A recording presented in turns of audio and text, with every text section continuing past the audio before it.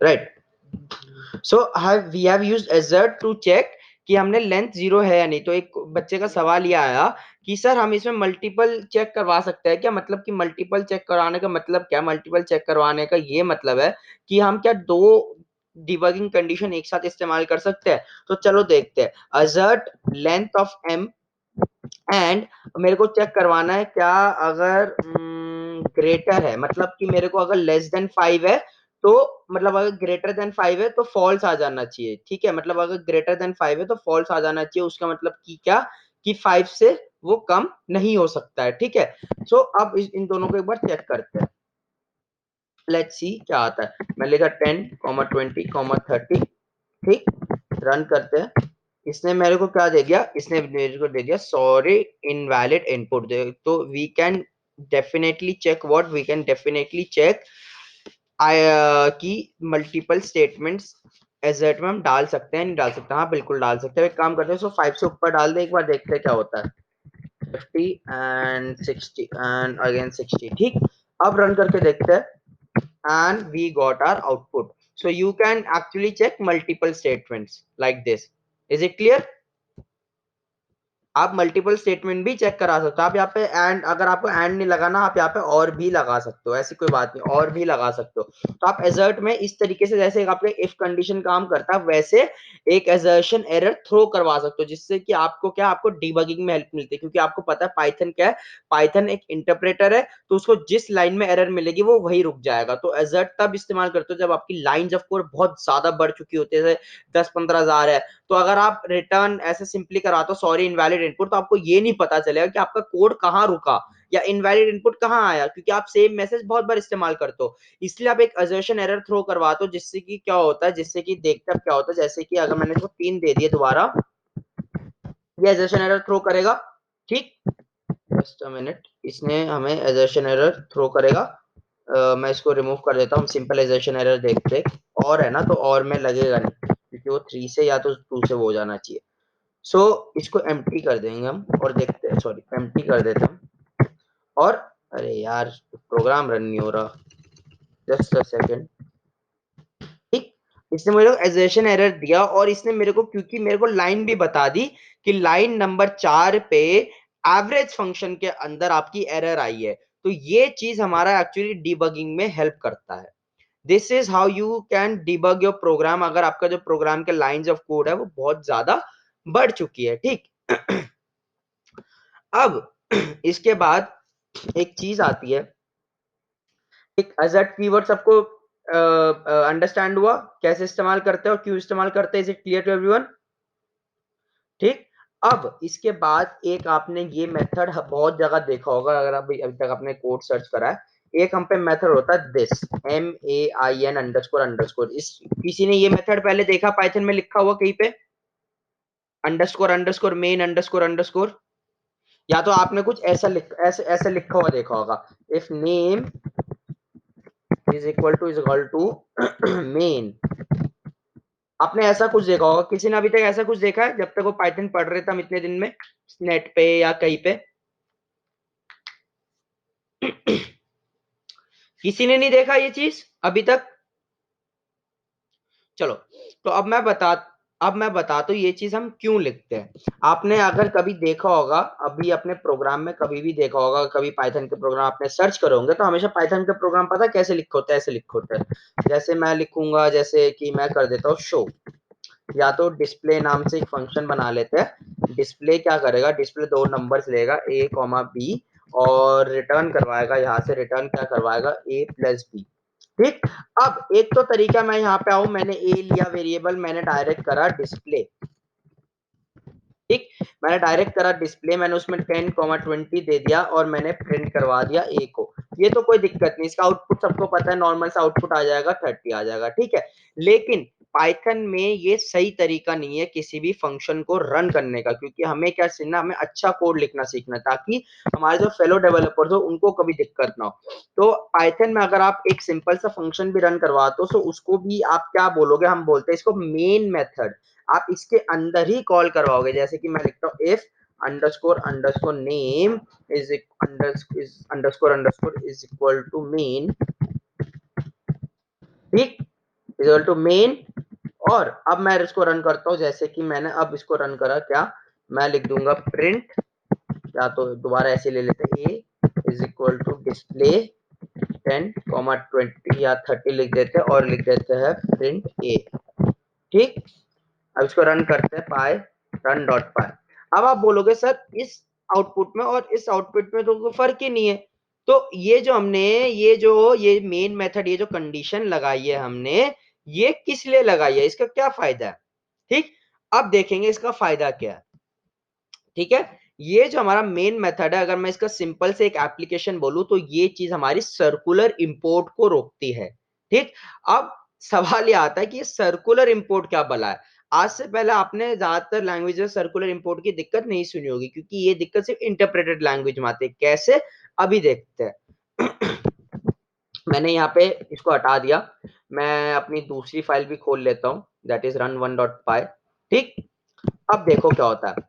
Let's say मैंने यहाँ पे एक फंक्शन बनाया, जैसे कि मैंने यहाँ पे दोबारा डिस्प्ले नाम का फंक्शन बनाया, और उस डिस्प्ले नाम के फंक्शन में मैंने सिंपली से एक मैसेज रिटर्न करवा दिया। क्या रिटर्न करवा दिया? मैंने रिटर्न करवाया this is in run file.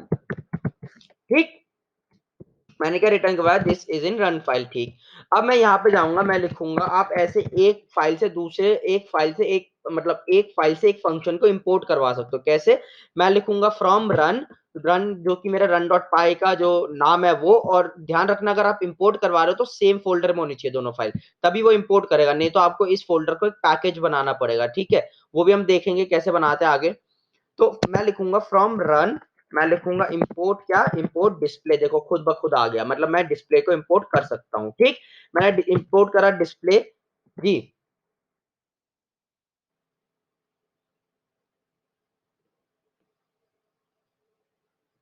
From import ABC, from ABC import capital ABC. नहीं नहीं, एबीसी एक मॉड्यूल है, एबीसी एक मॉड्यूल है। आप पाइथन में कोई भी मॉड्यूल, कोई भी लाइब्रेरी, या अगर किसी और फाइल में आपने कोई फंक्शन या क्लास बना रखी है, आप उसको किसी और फाइल के अंदर इंपोर्ट करवा सकते हो। ये सारी चीजें आप कर सकते हो। ठीक है, वो एक मॉड्यूल था, आप मॉड्यूल भी इंपोर्ट करवा सकते हो, आप एक फाइल में से फंक्शन भी इंपोर्ट करवा सकते हो, आप दोनों करवा सकते हो। ऐसा कोई नहीं है कि आपको मतलब अगर फाइल फाइल किसी फाइल में से फंक्शन चाहिए आप उसको नहीं करवा सकते, ऐसा नहीं है। कि पाइथन में फाइल हमेशा जो कोड होता है बहुत बड़ा जाता है, और उस कोड को मैनेज करने के लिए हम डिफरेंट फाइल्स बनाते हैं, जिसमें कि जैसे कि एक फाइल में डेटाबेस रहता है, एक फाइल में राउट्स रहती है, एक फाइल में व्यूज रहता है, एक फाइल में हमारा वेब पेजेस रहते हैं, एक फाइल में हमारी एपीआईज रहती है। तो ऐसे अलग अलग फाइल्स में रहता है, और आपको बहुत बार ऐसा करना पड़ता है कि आपको एक दूसरी फाइल से एक फंक्शन को इंपोर्ट करवाना पड़ता है, तो आप वो भी कर सकते हो। ठीक है, लाइक इस तरीके से, जैसे कि अब मैंने फ्रॉम रन इंपोर्ट डिस्प्ले करा। ठीक, अब मैं यहाँ पे नीचे आऊंगा। मैं यहाँ पे क्या करूंगा? मैं लिखूंगा ए इज इक्वल टू डिस्प्ले। ठीक, और लिखूंगा प्रिंट ए। ठीक, ये मैंने रन कर दिया। अब देखो मैं नीचे आके मैं क्या करूंगा? मैं अपने रन डॉट पाई फाइल को रन करूंगा, नॉट की रन वन डॉट पाई। मैं इस वाली फाइल को रन करूंगा। मैंने अभी इस वाली फाइल को रन नहीं करा है, मैं इस वाली फाइल को रन करूंगा, तो देखता आउटपुट क्या आता है। ठीक, चलो इसका एक सेकेंड, कंट्रोल जेड। ठीक, मैंने लिखा पाई रन डॉट पाई। चलो इसका आउटपुट बताओ क्या आना चाहिए अगर मैं इस फाइल को रन करूं तो? कुछ आउटपुट आएगा इसका या नहीं आएगा? मैंने रन करा, बिल्कुल ब्लैंक आया। ठीक है, चलो अब इस फाइल को रन करके देखते हैं कि ये जो हमारी दूसरी फाइल है, जो कि हम क्या बोलते हैं, पाई रन वन डॉट पाई। अब अगर मैं ये प्रिंट करा, अगर मैं ये रन करवाता हूँ तो क्या प्रिंट होना चाहिए बताओ? कुछ आउटपुट आएगा या नहीं आएगा? होगा। अब मैं इसको रन करता हूँ, बिल्कुल होगा, इसने इसको प्रिंट करा दिया। ठीक, तो अब एक सवाल यहाँ पे आता है कि चलो सर मेरे को ना क्या करना है, मेरे को हमेशा इसी फोल्डर से फाइल को रन करवाना है। ठीक, मेरे को हमेशा इसी फाइल से अपने एप्लीकेशन को रन करवाना है, मतलब कि जब मैं रन डॉट पाई रन करूं उसी टाइम मेरी पूरी एप्लीकेशन रन हो। अगर मैं रन डॉट पाई के अलावा कोई और फाइल रन करूं, जैसे रन वन डॉट पाई या कुछ भी, तो कोई आउटपुट नहीं आना चाहिए। ठीक, तो अब मैं क्या करूंगा? अब ये जो इस चीज को है, इस चीज को एक काम करते हैं, मैं ऐसे कुछ कर सकता हूं। कैसे? मैंने लिख दिया डेफ शो नाम का एक फंक्शन बनाया और उसके अंदर मैंने रिटर्न करवा दिया रिटर्न। आप एक फंक्शन को रिटर्न करवा सकते हो, ये बात आपको ही पता है। मैंने रिटर्न कर दिया डिस्प्ले फंक्शन को, ठीक, मैंने रिटर्न कर दिया डिस्प्ले फंक्शन को। अब इसको क्या करेंगे, अब इसको एक बार इसका जो इंस्टेंस है ना, इसको यही बना के देखते हैं एक बार कि क्या हम रन कर सकते हैं। मैंने लिखा शो और मैंने लिखा प्रिंट ए, ठीक। हम अपने रन 1.py फाइल को दोबारा रन करते हैं और इसने मुझे आउटपुट दे दिया एज यू कैन सी, ठीक। लेकिन मैंने आपको क्या बोला, मैं अपनी फाइल मैं अपना जो एप्लीकेशन है इसी फाइल से रन करना चाहता हूं। तो उसके लिए मेरे को क्या करना पड़ेगा, मुझे यहां से शो को दोबारा यहाँ पे इंपोर्ट करवाना पड़ेगा। तो मैं क्या करूंगा, मैं लिखूंगा from run one import what, import show, ठीक, इंपोर्ट शो। अब मैं यहाँ पे आऊंगा, मैं यहाँ पे आके मैं एक शो का ये बनाऊंगा लाइक दिस और मैं करूंगा प्रिंट ए, ठीक। अब चलो, अब हम अपनी मेन फाइल को रन करेंगे, क्यों हम हमेशा अपनी मेन फाइल से, मतलब ये जो रन डॉट पाई फाइल है इसी से हम अपनी एप्लीकेशन रन करना चाहते हैं। तो हमारा मेन मोटिव क्या है, जब हम ये चीज रन करें तो ये चीज भी हो जाए, ठीक। तो अब इसको रन करते हैं एक बार।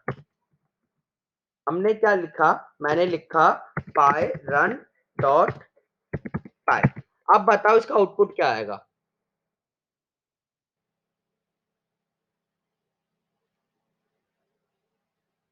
कोई बता सकता है इसका आउटपुट क्या आएगा अगर मैं रन डॉट पाई फाइल को रन करूं तो।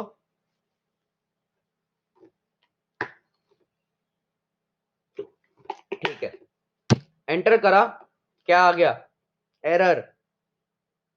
अब एक इंटरप्रेटर की तरह सोचो और मेरे को जवाब दो यहाँ पे एरर क्यों आया। 2 मिनट लो, क्योंकि मैं पॉज तो कर नहीं सकता ये चीज, ठीक है। आप 2 मिनट सोचो और फिर मेरे को एक सोच के एक जवाब दो।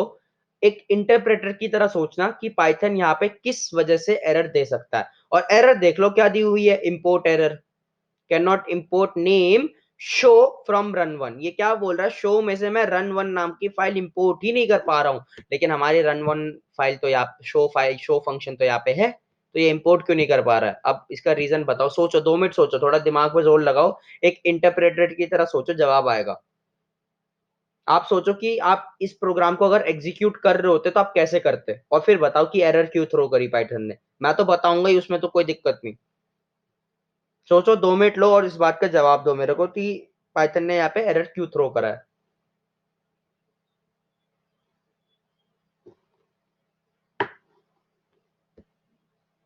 देखो मैं दोनों फाइल साइड बाय साइड रख देता हूँ फिर। अ, इसको मल्टी विंडो कैसे करते हैं यार, हाँ, ये लो, मैंने दोनों फाइल आपकी साइड बाय साइड रख दी। अब देख के बताओ कि पाइथन ने मेरे को ये वाली एरर क्यों थ्रो करी, बताओ। आप सबने बोला this is in run file, print हो जाना चाहिए, लेकिन प्रिंट तो हुआ नहीं, इसने मेरे को एरर एरर थ्रो करा, क्यों।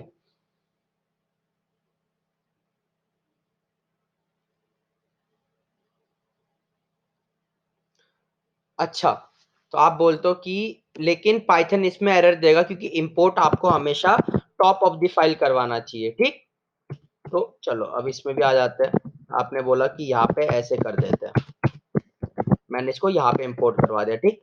देखो पाइथन एरर देगा क्या, module level import not at top of file, लेकिन इस एरर को पाइथन ऐसा नहीं करेगा कि फाइल हमें एग्जीक्यूट नहीं करने देगा, हम एग्जीक्यूट कर सकते हैं। रन करते हैं, अभी भी एरर आया, can not import name show from run one. बताओ, आपने बोला कि उसके नीचे मूव कर दो, लेकिन तब भी वो रन तो हुआ नहीं। सोचो, कोई और, एनीवन एल्स, किसी और के क्या,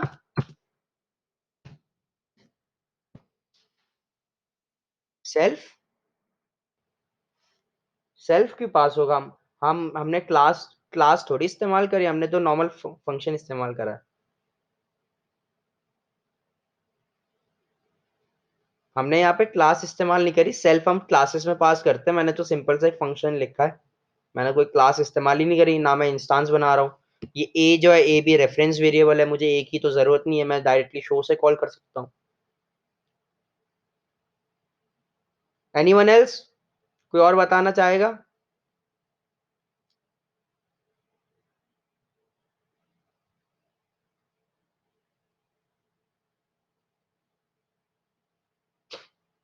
अच्छा ठीक है। तो आपने एक, चलो आपने जो भी लाइन बोली, एक बार दोबारा सोच के बोलो कि आप अगर इंटरप्रेटर हो, आप पाइथन के रन डॉट पाई में आए, आपको पहली लाइन क्या मिली? आपको मिली कि भैया रन वन में जाओ और शो को इंपोर्ट करो। ठीक है, मैं एक पाइथन इंटरप्रेटर हूं, मैं रन वन डॉट पाई में चला गया, तो मेरे को सबसे पहली लाइन क्या मिलेगी? बताओ। अगर मैं अगर मान लो आप सब इंटरप्रेटर हो, मैं भी एक इंटरप्रेटर हूँ, अब एक क्वेश्चन आता है भैया, चलो एक साथ इस क्वेश्चन को ना डिबग करते हैं, जवाब देते रहना, आप खुद समझ जाओगे क्यों एरर आई। मैंने आपको बोला कि आप सारे इंटरप्रेटर हो, ठीक? मैंने आपको बोला कि भाई एक काम करो, रन रन वन फाइल में जाओ और वहां से शो को इंपोर्ट कर लो, वहां से मतलब शो जो फंक्शन है उसमें देखो क्या है और उसको इधर ले आओ। ठीक? तो आप जब रन वन फाइल में जाओगे तो सबसे पहली लाइन आपको क्या मिलेगी? ठीक? तो अब मैं पाइथन हूं, आप इंटरप्रेटर, मैंने आपको बोला चलो भैया, इस यहाँ पे तो ये लिखा है कि रन फाइल में दोबारा जाके डिस्प्ले को इंपोर्ट करवाना है, तो दोबारा मैं रन फाइल में आ जाता हूं। अब जब मैं दोबारा रन फाइल में आया तो मेरे को सबसे पहली लाइन क्या मिली? आप समझ आया क्यों एरर आ रही है? इसी इस लेकिन तब भी नहीं हुआ। अगर मैं उस लाइन को नीचे लिखता हूं तब भी नहीं हुआ, क्योंकि इसी चीज को हम बोलते हैं सर्कुलर इंपोर्ट। कि पाइथन इंटरप्रेटर, देखो पता इंटरप्रेटर क्या करता है? इंटरप्रेटर पता है कैसे काम करता है? जैसे अगर मान लो आपने ये जो ये लिखा है कि from run one import show, इस बात को ध्यान से सुनना, ठीक? आपने लिखा from run one import show, तो इंटरप्रेटर क्या करेगा? सबसे पहले रन वन के अंदर आएगा, रन वन के अंदर जितनी चीजें लिखी है वो सबको एग्जीक्यूट करेगा। ऐसा नहीं उसको जो चीज चाहिए सी वो उठा के बाहर आ जाएगा ना। इंटरप्रेटर आपको ही पता है ऐसे कभी रन नहीं करता है, इंटरप्रेटर हर एक लाइन बाय लाइन कोड चलाएगा। तो अगर जब वो रन फाइल में आता है और मान लो अगर मैंने यहाँ पे ऐसा कुछ लिखा होता फ्रॉम रन टू, मतलब एक मेरी तीसरी फाइल है रन टू, और मैंने उसमें से लिखा है from run to import display, तो पता है वो क्या करता? अब वो रन वन से हट जाता, वो रन वन को पूरा एग्जीक्यूट नहीं करता, वो रन टू में जाता, रन टू को पूरा एग्जीक्यूट करता, रन वन में वापस आता, उसको पूरा एग्जीक्यूट करता, फिर वापस रन अपनी ओरिजिनल फाइल में आता। इस तरीके से आपका एक इंटरप्रेटर काम करता है, एक सांप की तरह। पाइथन अगर आप नाम समझो तो इसका मतलब ये नहीं है कि इसका एक्चुअली मतलब ये नहीं था कि वो सांप की तरह काम करता है, लेकिन ये मैं एक एनालॉजी दे रहा हूं कि आप मानो कि आप एक फाइल में से दूसरी फाइल में जा रहे हो और पाइथन वहां पर रेंगते हुए हर एक लाइन बाय लाइन पे जा रहा है, और वहां से उसको जहां पे डायरेक्शन मिल रही है वो वही मुड़ जा रहा है। उसको जहां पे इंपोर्ट मिलेगा वो उस फाइल में घुस जाएगा दोबारा। अगर उसको तीसरी फाइल में इंपोर्ट मिला तो चौथी फाइल में चला जाएगा, चौथी फाइल में इंपोर्ट मिला तो पांचवी में चला जाएगा, पांचवी में इंपोर्ट मिला तो छठी में चला जाएगा। तो ऐसे कर करके जब तक वो लास्ट फाइल में नहीं पहुंचता जहां पे कोई इंपोर्ट नहीं है, वो उस पूरी फाइल को एग्जीक्यूट करेगा, फिर उससे प्रीवियस फाइल में आएगा, उसको पूरा एग्जीक्यूट करेगा, फिर उसके प्रीवियस फाइल में आएगा, फिर पूरा एग्जीक्यूट करेगा। इस तरीके से करते करते फिर वो अपने मेन फाइल में आता है। ठीक? तो इसीलिए मैं बोल रहा हूं, तो इसीलिए जब हम अपनी सिर्फ run dot py file call करेंगे उसी टाइम रन होना चाहिए। क्यों?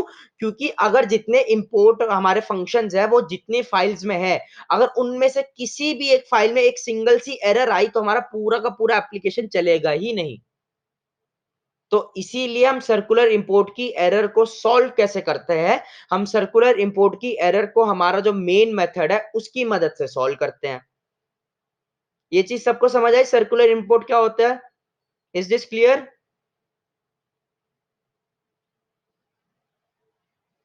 ठीक, चलो अब देखते हैं इस सर्कुलर इंपोर्ट को हम सॉल्व कैसे करते हैं। ठीक, तो सबसे पहले मैं ये लाइन जी,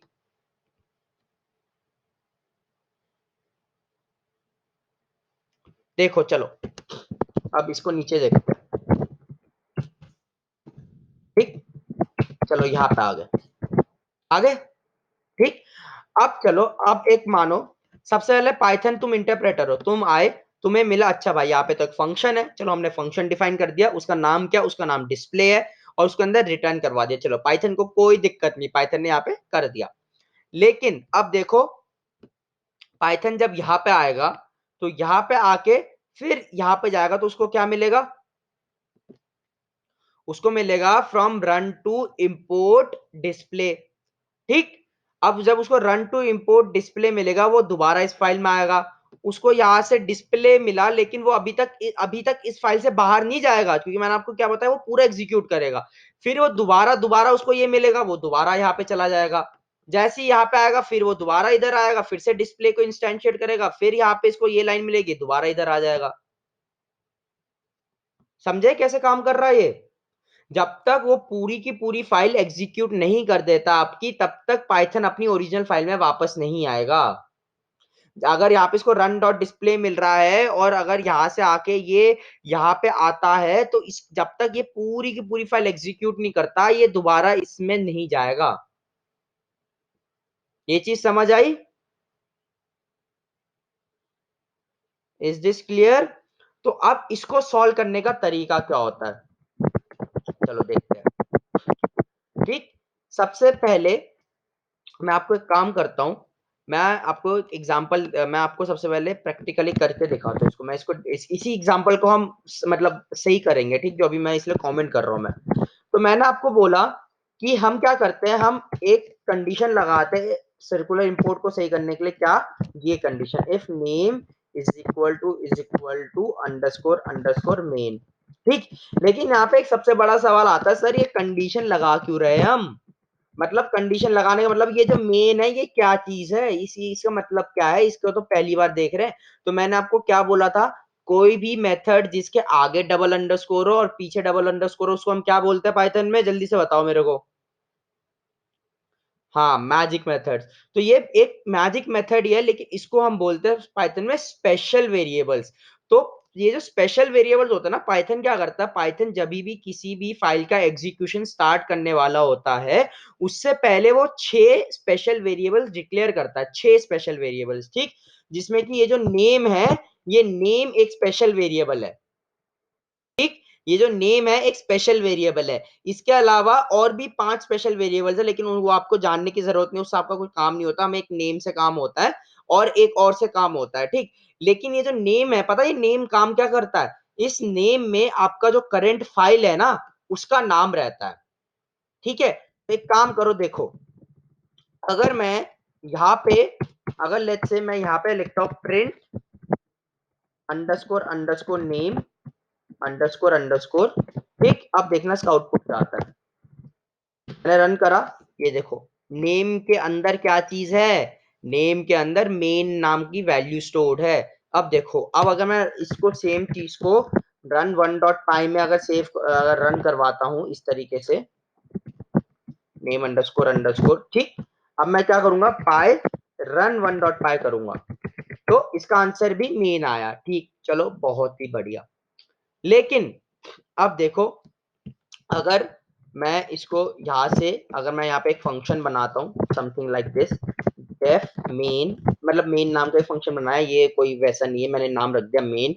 या तो मैं नाम इसका रख देता हूँ, क्या रख दो यार, एबीसी, चलो एबीसी एक फंक्शन है, मेन नहीं रखूंगा, एबीसी एक फंक्शन है। अब इसके अंदर मैं क्या करा रहा हूँ, मैं करवा रहा हूँ प्रिंट अंडरस्कोर अंडरस्कोर नेम। ठीक, धीरे धीरे करके चलेंगे ताकि आप सबको समझ आए। अब क्या करूंगा, मैं करूंगा एबीसी को कॉल समथिंग लाइक दिस। मैंने करा एबीसी को कॉल और मैंने अपनी फाइल रन कर दी, इसने मेरे को मेन दे दिया। ठीक है, अब देखो अगर हम इसी फाइल को, मतलब ये जो एबीसी फंक्शन है, अगर हम इसको run one dot py file में रन करते तो देखना क्या होता है।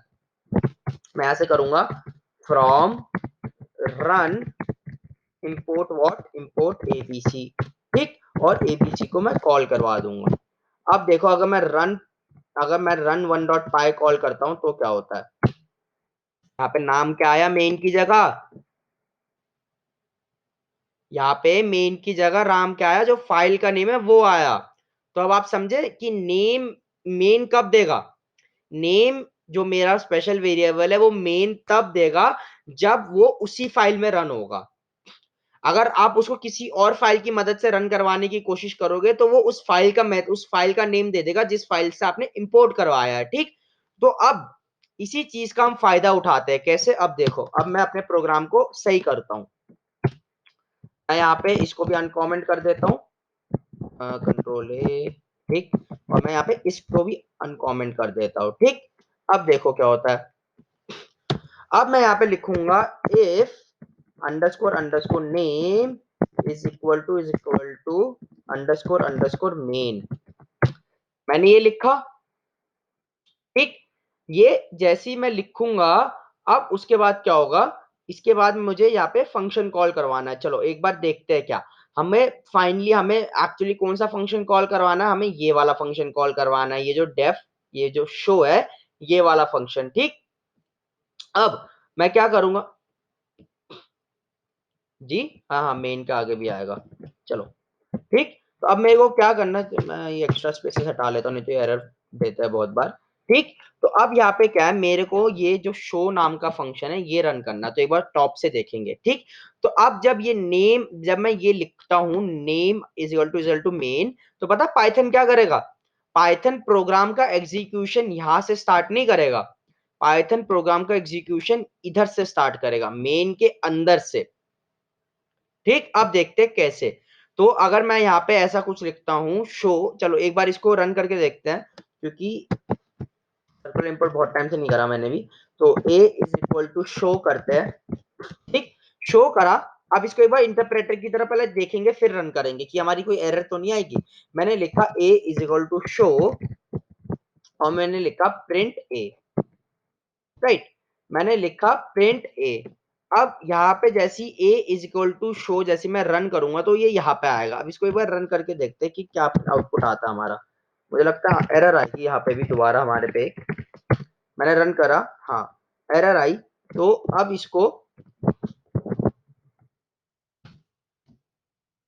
काम करते हैं, अब इसको अच्छा, हमने कौन सी फाइल रन करी थी, हमने py run one dot py file करी थी ना।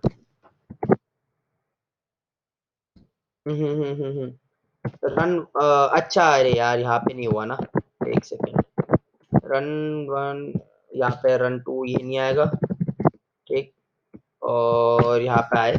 चलो अब एक बार देखते हैं, क्योंकि देखो अब ये एग्जीक्यूशन जो होगा यहाँ से स्टार्ट होगा, ठीक, हमारा जो फाइल का एग्जीक्यूशन होगा। तो हम एक काम करते हैं, हम जो अपना इंपोर्ट फंक्शन है इसके अंदर डाल के देखते हैं कि क्या होता है एक बार, कि ये करा इंपोर्ट, ठीक। अब एक बार हम इसको क्लियर करके रन करते हैं, पाई रन डॉट पाई, देखो कोई एरर नहीं आया, अभी तक कोई भी एरर नहीं आया है, ठीक। अब इसके बाद एक काम करता हूं, मैं यहाँ पे लिखूंगा a is equal to show, और कर देता हूँ प्रिंट a, ठीक। अब देखते हैं क्या होता है, क्लियर करते हैं स्क्रीन, रन करते हैं। अब इसने बस इतना दिया कि name show is not defined, क्यों, क्योंकि जब ये रन हुआ, जब ये रन हुआ तो इसके बाद जब ये यहाँ पे आया तो ये यहाँ पे आया, ठीक। अब यहाँ पे आके इसने डिस्प्ले तो करा, लेकिन अब इसको यहाँ पे वापस भी जाना है, तब तक हमें शो नहीं मिलेगा, राइट। तो मैं एक काम कर सकता हूँ, मैं यहाँ पे क्या कर सकता हूँ, इसको करते हैं सॉल्व, एक बार सर्कुलर इंपोर्ट की एरर, एक बार सर्कुलर इंपोर्ट बना लेते हैं, उसको एरर सॉल्व करने में बहुत दिक्कत होती है, ये तो है, ठीक। तो हम इस फंक्शन को करेंगे इसके अंदर,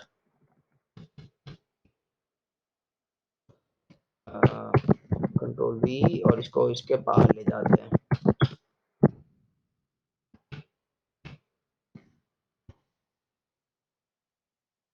राइट। अब एक बार हम क्या करते हैं, अब एक बार शो फंक्शन एक बार कॉल करते हैं, देखते हैं क्या आता है आउटपुट, और अच्छा यहाँ पे इंडेंटेशन आएगा, ठीक। अब दोबारा आ रहा है can not import show from run one, लेकिन ये था कि हमें ये पता चल गया कि हमारा सबसे पहले मेन में रन फाइल हो रहा है, क्योंकि देखो सबसे, अगर मैं इसमें इंडेंटेशन एरर देता हूँ तो ये क्या करते हैं, इसने ये दिया कि एक्सपेक्टेड एंड इंडेंटेड ब्लॉक कहाँ पे, रिटर्न में, तो मतलब क्या है, मेरा सबसे पहले फाइल यहीं पे आ रहा है, ठीक। तो अब मुझे अगर इसी फाइल में से रन करना है तो एक second, let me just check, मैं यहाँ से, ठीक है, मैंने रन इंपोर्ट करवाया, मैंने डिस्प्ले करवाया, मैंने शो करवाया, और शो करने के बाद मैं शो में कुछ और रिटर्न करता हूँ, this is in run one file, ठीक। और यहाँ पे मैं यहाँ पे करवा दूंगा प्रिंट व्हाट, प्रिंट डिस्प्ले, ठीक, प्रिंट डिस्प्ले। और मैं ये हो गया, प्रिंट में क्या दिक्कत आई? अच्छा, ये तो टू ब्लैंक लाइन है, इसमें कोई दिक्कत नहीं है, ठीक। Run run, okay, it's still showing me. अब यहाँ पे आते हैं, ठीक। अब हमने क्या करा, हमने यहाँ पे हमने इसके अंदर से शुरू करा एग्जीक्यूट करना, ठीक। इसके अंदर से डिस्प्ले आया, जैसे डिस्प्ले आया उसके बाद यहाँ पे हमारा होगा, ये भी इसके अंदर ले आते हैं एक बार और देखते हैं। ये भी यहाँ पे आ जाता है और अब रन करते हैं, ठीक है। अब इंपोर्ट एरर का I, can not import name display from run.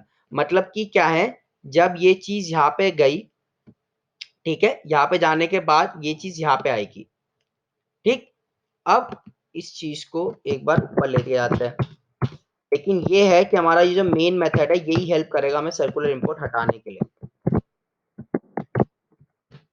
ठीक। अभी भी डिस्प्ले, ठीक, चलो। अब ये आया, अब यहाँ पे आए, अब यहाँ पे आके हमने यहाँ पे डिस्प्ले को शो करवा दिया, हमने एक शो नाम का ये जो फंक्शन है इसको भी वो करवा दिया। एक काम करते हैं, इसको इसके नीचे कर देते हैं और देखते हैं कि हम सही कर सकते हैं अपनी सर्कुलर इंपोर्ट। क्लियर करते हैं, ठीक है। अभी भी डिस्प्ले आया, चलो शो अब इंपोर्ट हो जा रहा है, ठीक है, शो में कोई दिक्कत नहीं आ रही है। तो अब इसको करना है हमें सही, ठीक। तो मैं क्या कर सकता हूँ यहाँ पे, मैंने यहाँ पे आया, मैं यहाँ पे गया, मैं दोबारा यहाँ पे आ जाऊंगा, तो फ्रॉम रन इंपोर्ट डिस्प्ले, ठीक। और लेट्स सी,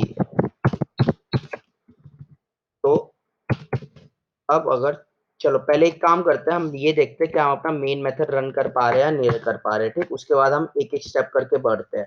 तो सबसे पहले यहाँ पे आ गया ये डिस्प्ले फंक्शन, ठीक। और हम एक काम करते हैं, हम इसी डिस्प्ले फंक्शन को यहाँ पे एक बार प्रिंट करा देते हैं, प्रिंट डिस्प्ले, ठीक। और हम यहाँ पे आते हैं, हमने लिखा फ्रॉम रन इंपोर्ट डिस्प्ले, ठीक। फ्रॉम रन इंपोर्ट डिस्प्ले, और मैं डायरेक्टली प्रिंट करा दूंगा डिस्प्ले, ठीक। एज यू कैन सी, मैंने क्या कर दिया, मैंने डायरेक्टली प्रिंट करा दिया डिस्प्ले। और इसको हम ऊपर ले जाते हैं अब, और इस फंक्शन को हम इसके बाहर प्रिंट करते हैं,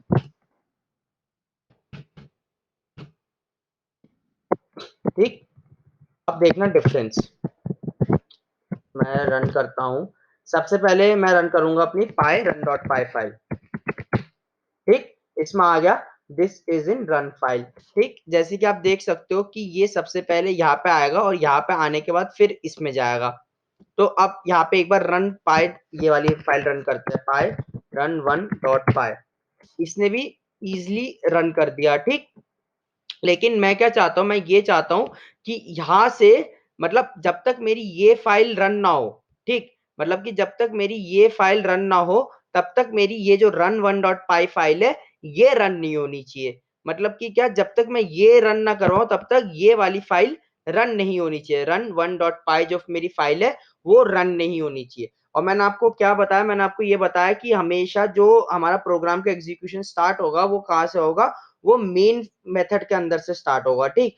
तो अब मैं अगर एक सवाल पुट अप करूं कि अगर मेरे को अपने मेन मेथड से ऐसा कोई मेरे को तरीका चाहिए जिससे कि क्या मैं अपने run one dot py file को रन होने से रोक सकूं, कि मतलब अगर वो डायरेक्टली रन हो जाए तो मैं उसको रोक सकूं, ठीक।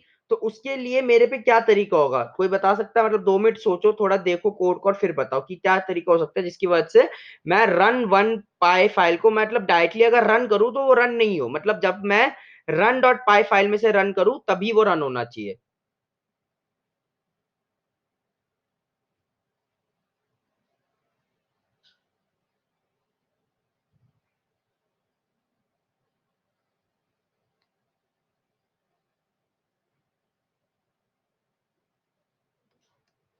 चलो देखते हैं एक बार। मैं यहाँ पे एक फंक्शन लिख लेता हूँ अब, डेफ शो। ठीक, इसको हटा देते हैं एक बार। मेरा मेन मोटिव ये है कि मैं अगर run one dot py file को डायरेक्टली रन करूं तो वो रन ना हो। ठीक, मतलब वो कुछ मतलब उसका आउटपुट ही ना हो कुछ। ठीक, मतलब वो एरर दे दे, ऐसा कुछ। ठीक, तो मैं यहाँ पे क्या करता हूँ, मैं यहाँ पे एक शो लिखता हूँ और उसके अंदर मैं रिटर्न करवाता हूँ this is in what, this is in run one file. ठीक, यहाँ पे आऊंगा मैं डिस्प्ले फंक्शन के ऊपर, मैं यहाँ पे लिखूंगा फ्रॉम, या तो मैं डायरेक्टली इंपोर्ट करवा देता हूँ रन वन को। मैंने रन वन को इंपोर्ट करा लिया। ठीक, यहाँ पे एक और स्पेस आएगा, ये run one imported bundle news. ठीक, अब मैं क्या करता हूँ, मैं यहाँ से अपना मेथड कॉल करूंगा, प्रिंट क्या, print run one dot show. Right, तो अब अगर मैं अपनी फाइल डायरेक्टली रन करता हूँ रन वन डॉट पाई, तो यहाँ पे रन वन रन करा ना, तो डिस्प्ले का, अच्छा सेव नहीं करा मैंने इस फाइल को, कुछ एरर नहीं आएगा, मतलब मेरी फाइल रन ही नहीं होगी। ठीक, लेकिन जैसी अब अगर मैं पाई रन डॉट पाई अगर मैं कॉल करता हूं तो ही मेरी जो रन वन फाइल होगी वो रन होगी। मेरे आपको मेन इंपॉर्टेंट ये दिखाना था कि जब आप मेन फाइल के अंदर से कोई चीज कॉल करोगे तभी वो दूसरी रन होगी, नहीं तो वो नहीं होगी। ठीक, तो अब अगर जैसे कि अगर मैं आपको अब यहाँ पे अगर लिख दूं मैं फ्रॉम रन इंपोर्ट डिस्प्ले, तो पहले ये चीज एरर दे रही थी। ठीक, तो अब एक बार देखते क्या होता है, रन हो गया।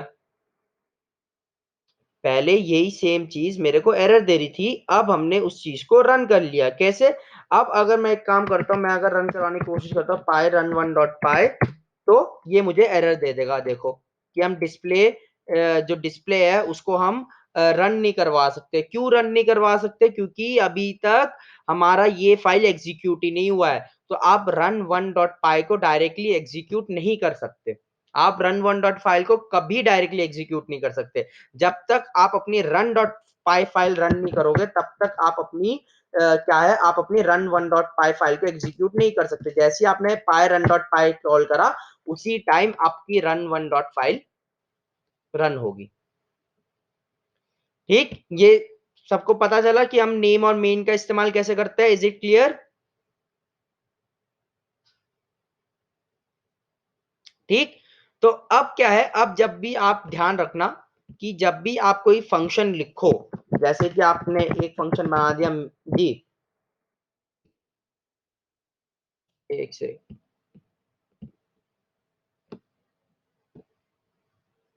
क्या चीज, मैं इसको हटा साइड में ले आता हूँ ताकि दोबारा देख सके। अरे एक सेकंड, जस्ट अ मिनट। ठीक, और यहाँ पे चेंजेस, हाँ अब बताओ क्या।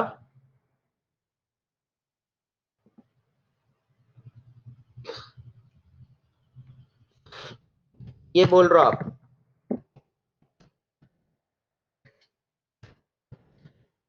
है ना, इस चीज की बात कर रहे हो। चलो एक बार देखते हैं क्या लगता है आपको।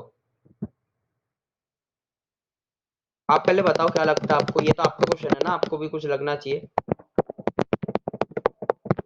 हाँ तो चलो एक बार देखते हैं। रन हो गया, रन हो गया। इस इसलिए मैं बोल रहा हूँ, इसीलिए हम मेन मेथड का इस्तेमाल करते हैं। जैसे ही हम मेन मेथड का इस्तेमाल करते हैं तो वो क्या, पाइथन क्या करता है, पाइथन एग्जीक्यूशन यहाँ से स्टार्ट नहीं करता है, पाइथन एग्जीक्यूशन यहाँ से स्टार्ट करता है।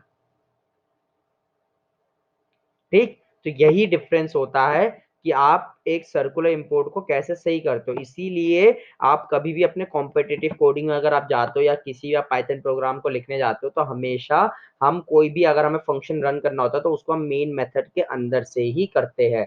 इसका मतलब क्या होता है, जैसे कि अगर मैं लिखूं क्लास मेन, ऐसे एक कोई क्लास, सॉरी फंक्शन मेन लिखना था, क्लास लिख दिया मैंने, क्लास मेन, और उसके अंदर मैं पास कर देता हूँ। ठीक, कुछ कुछ भी लिख दिया मैंने, फिर एक और बनाया शो के अंदर भी मैंने कुछ लिखा है, बहुत कुछ लिख दिया भाई, मतलब 10-12 लाइन ऑफ कोड लिख दी मैंने, ठीक है। और उसके अंदर मैंने एक डिस्प्ले एक नाम का फंक्शन है, उसके अंदर ही बहुत सारी चीजें लिख दी। तो अब मैं क्या करूंगा, मैं डायरेक्टली ऐसे कॉल नहीं करूंगा आपसे कभी भी, मैं इस तरीके से कॉल नहीं करूंगा, this is a bad coding practice.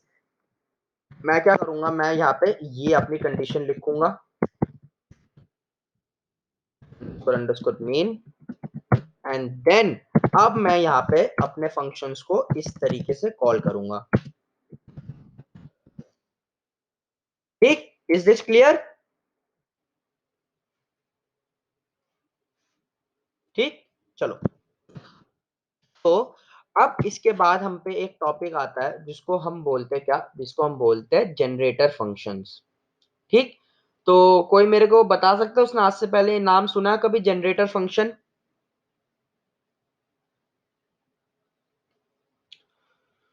चलो, एक जनरेटर फंक्शन करता क्या है? अगर मैं इसका बोलूं तो एक जनरेटर फंक्शन क्या करता है, जनरेटर फंक्शन एक सीक्वेंस ऑफ वैल्यूज को प्रोड्यूस करता है, सेव नहीं करता, सिर्फ और सिर्फ प्रोड्यूस करता है। मतलब क्या, मतलब कि जैसे देखो, अगर मैं यहाँ पे बोलूं फॉर आई इन रेंज, अगर मैं बोलूं 10, या जैसे मान लेता हूं, जैसे मान लो 70, ठीक। और मैं यहाँ पे प्रिंट कराता हूं आई, आई को मैंने प्रिंट करवा दिया, राइट।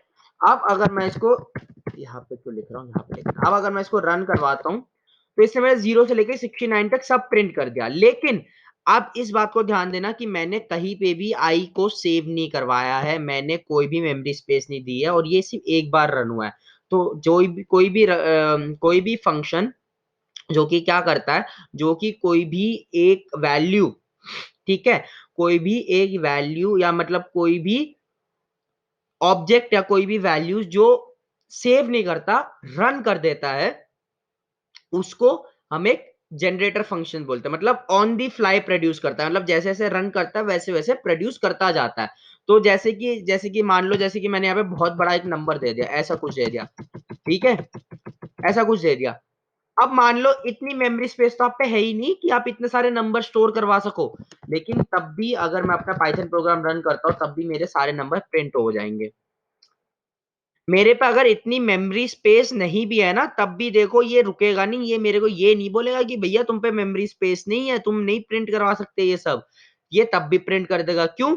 क्योंकि हम इसको कहीं पे भी सेव करवा ही नहीं रहे, हम इसको ऑन द फ्लाई जनरेट कर रहे हैं। तो कभी भी कोई ऐसा फंक्शन जो कि on the fly values produce करे और सिर्फ एक ही बार करे, उसको हम क्या बोलते हैं, उसको हम बोलते हैं जनरेटर फंक्शंस। जैसे कि ये जो रेंज है, रेंज एक जनरेटर फंक्शन है, ठीक। इसको मैं रोक देता हूं।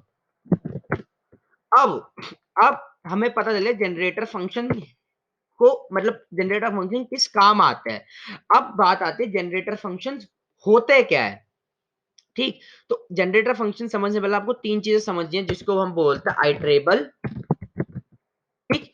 तीसरी चीज होती है आइट्रेटर, आइट्रेटर, और सॉरी दूसरी चीज होती है आइट्रेटर, आइट्रेबल, आइट्रेटर, और तीसरी चीज होती है क्या था, iteration, if I am not wrong, this is iteration, right. या सो आइट्रेबल आपके वो ऑब्जेक्ट्स होते हैं जिसको आप मतलब वो करवाते हो, जैसे कि फॉर एन एग्जांपल, अगर मैं एक रियल लाइफ का एग्जांपल अगर मैं आपके लिए सोचूं कि आप आइट्रेबल कैसे वो कर सकते हो, तो मैं क्या बोलूं, एक सेकेंड। आइट्रेबल और आइट्रेटर, आइट्रेबल आप ऐसे समझ सकते हो जो वैल्यू आप चेंज करवा रहे हो, मतलब कि इसका एक रियल लाइफ एग्जांपल आपको अच्छे से समझ आएगा, लेकिन एक सेकेंड लेट मी चेक। अगर मैं आपको आइट्रेबल और आइट्रेटर समझा सकूँ तो आइट्रेशन भी आपको बहुत आसानी से समझ आ जाएगा, है ना। तो इसके लिए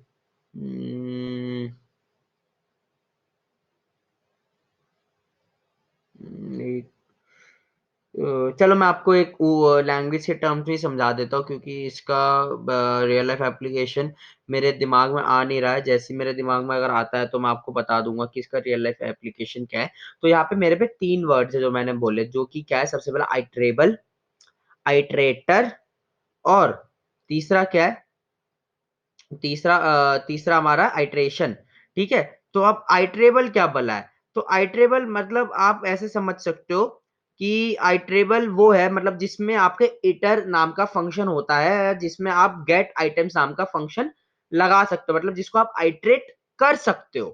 ठीक, मतलब मैं इस पे लिख देता हूँ, जिसका आप इटर नाम का ये जो फंक्शन है ये रन करेगा, और गेट आइटम्स नाम का फंक्शन ये रन करेगा। मतलब कि ऐसे आपकी डिक्शनरी, लिस्ट, एरे, टपल, ये सब आपके आइट्रेबल ऑब्जेक्ट्स हो जाते हैं।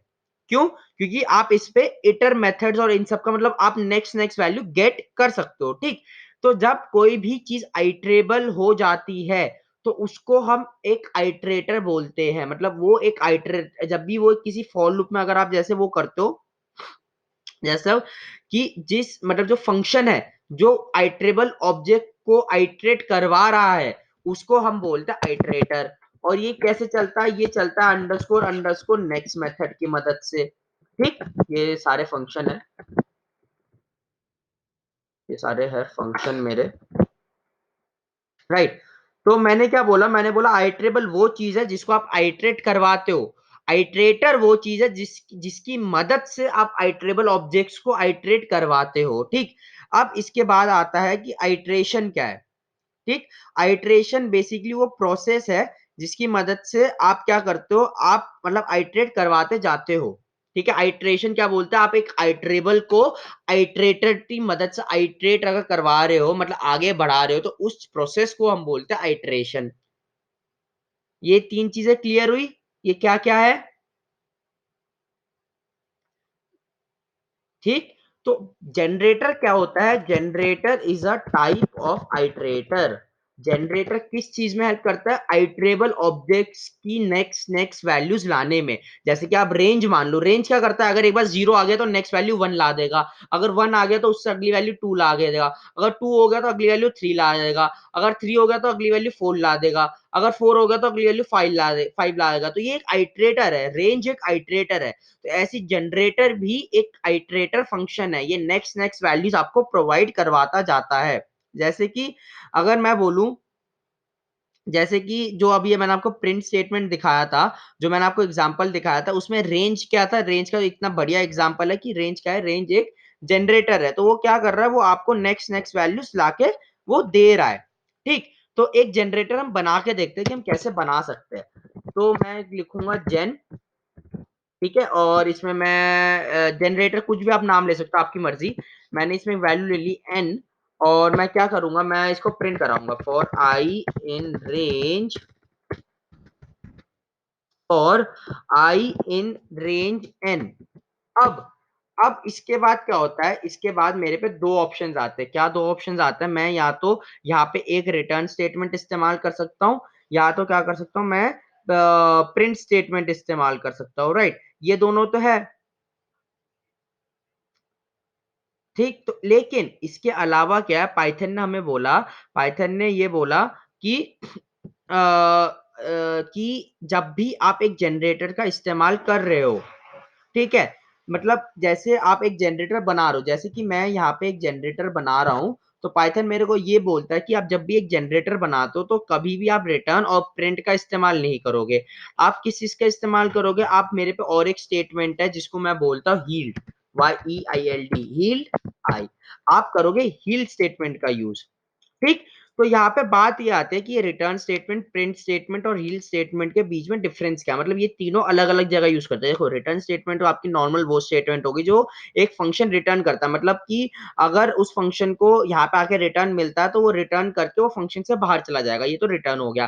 प्रिंट स्टेटमेंट क्या करता है? जो आपको कंसोल पे प्रिंट करवाना है वो करवा देता है। ठीक, अब देखना, अब अगर मैं आपको डिफरेंस और जो हील फंक्शन करता है, हील फंक्शन क्या करता है? आपका एक जनरेटर ऑब्जेक्ट बनाता है। ठीक, तो अभी हम देखेंगे इसको एक बार ना प्रैक्टिकली देखते हैं।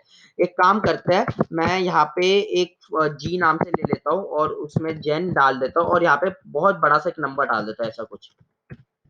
ठीक, और उसके बाद मैं कर देता हूँ प्रिंट जी। ये फंक्शन आपको पता है फंक्शन कैसे काम करता है। ठीक, चलो, अब अगर कोई मैं पूछूं इसका आउटपुट क्या आएगा, तो इसका आउटपुट देखना क्या आता है। जैसे मैं रन करता हूँ, अरे यार इसको कमेंट करना पड़ेगा, नहीं तो ये नहीं चलेगा, sorry, I have to comment this. Run करते, अब देखो इसने हमें ऑब्जेक्ट क्या दिया, generator object gen add 0 into this, ठीक। देखो इसने रिटर्न क्या करा, इसने हमें एक जनरेटर ऑब्जेक्ट रिटर्न करा। अब देखो, अब अगर मैं यहाँ पे लेट्स से थोड़ा छोटा नंबर ले लेते हैं यार, 456 लेते हैं, जो आपका प्रिंसिपल है वो सेम रहेगा, ठीक है। तो अब मैं दोबारा रन करता हूँ, इसने दोबारा जनरेटर रिटर्न कर दिया। अब देखो अगर मैं रिटर्न करता हूँ तो क्या होता है, जैसे मैं रिटर्न करूंगा तो अब देखो इसका आउटपुट 0 आया। क्यों? क्योंकि जैसे ही इसको रिटर्न स्टेटमेंट मिलेगा ये लूप से बाहर चला जाएगा, मतलब लूप बोलो फंक्शन से बाहर चला जाएगा, क्योंकि रिटर्न स्टेटमेंट क्या होता है, एंड स्टेटमेंट होता है किसी भी फंक्शन का। लेकिन अगर उसकी जगह मैं यहाँ पे एक प्रिंट लगा दूं इस तरीके से, तो अब क्या होगा आउटपुट, अब ये नंबर प्रिंट कर देगा सारे। तो यहाँ पे आपको रिटर्न, प्रिंट और यील्ड के बीच में डिफरेंस समझ आया? इज दिस क्लियर और नॉट? सबको समझ आया कि हम यील्ड किस लिए इस्तेमाल करते हैं, हम यील्ड किस लिए इस्तेमाल करते हैं, जल्दी से बताओ मेरे को। नहीं, हम यील्ड जनरेटर ऑब्जेक्ट रिटर्न करवाने के लिए इस्तेमाल करते हैं। जब भी आपको जनरेटर बनाना है आप हमेशा यील्ड रिटर्न करोगे, समझे? अब समझ में आया हम यील्ड किस लिए इस्तेमाल करते हैं? Is it clear? तो चलो कहां से समझ नहीं आया, आप एक बार बताओ कहां से, मतलब यील्ड समझ नहीं आया? हाँ, क्योंकि हील्ड का काम ही है जनरेटर ऑब्जेक्ट रिटर्न करवाना, ये इसका काम है। जैसे आपका प्रिंट का काम क्या है, कंसोल पे कुछ भी चीज प्रिंट करवाना। रिटर्न का काम क्या है, फंक्शन के एंड में फंक्शन का आउटपुट रिटर्न करवाना। ऐसी यील्ड का काम है कि वो जनरेटर फंक्शंस के ऑब्जेक्ट रिटर्न मतलब बनाएगा, और रिटर्न मतलब रिटर्न भी नहीं करेगा, बना के रख देगा। जैसे कि अब मैं आपको दिखाता हूँ कि बना के रखने का मतलब क्या होता है, ठीक। जैसे बना के रखने का मतलब क्या है,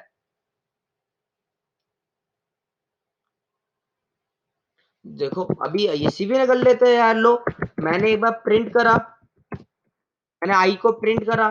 अब मैं अगर इसको रन करवाता हूँ तो देखो क्या होता है, ये इसने सारी वैल्यूज प्रिंट करवा दी 0 से लेके 456 तक, ठीक। लेकिन अगर मैं यहीं पे, अब देखो अगर मैं रिटर्न करता हूँ तो रिटर्न क्या होगा, अगर रिटर्न मैं हील दिखाऊंगा आपको, हील भी दिखाऊंगा, मैं आपको दिखाता हूँ रिटर्न से क्या होता है। मैंने रिटर्न करवाया, रिटर्न 0 आया। क्यों 0 आया अब बताओ?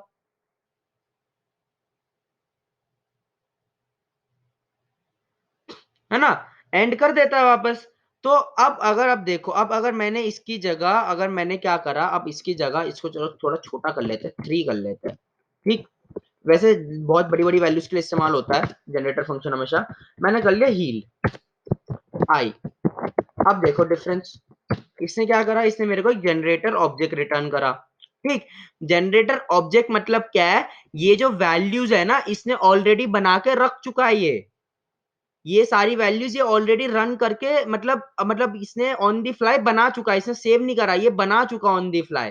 तो मैं क्या करूंगा, अब ऑन दी फ्लाई मैं इससे जनरेट करवा सकता हूँ। देखो कैसे, मैंने आपको बोला एक मेथड होता है अंडरस्कोर अंडरस्कोर नेक्स्ट मेथड, तो मैं उसको कॉल करूंगा नेक्स्ट। अब देखो ये क्या प्रिंट करता है, हट जाए यार। अब देखो क्या प्रिंट करता है, 0। अगर मैं और एक बार नेक्स्ट चलाऊं, अब देखना क्या करेगा ये, अगर मैं और एक बार नेक्स्ट चलाऊं तो देखो 0 1। अगर मैं और एक बार नेक्स्ट चलाऊं तो क्या होगा, 0 1 2।